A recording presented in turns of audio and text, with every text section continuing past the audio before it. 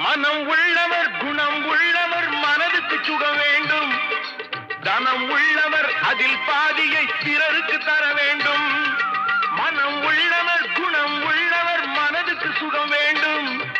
தனம் உள்ளவர் அதில் பாதியை பிறருக்கு தர வேண்டும்.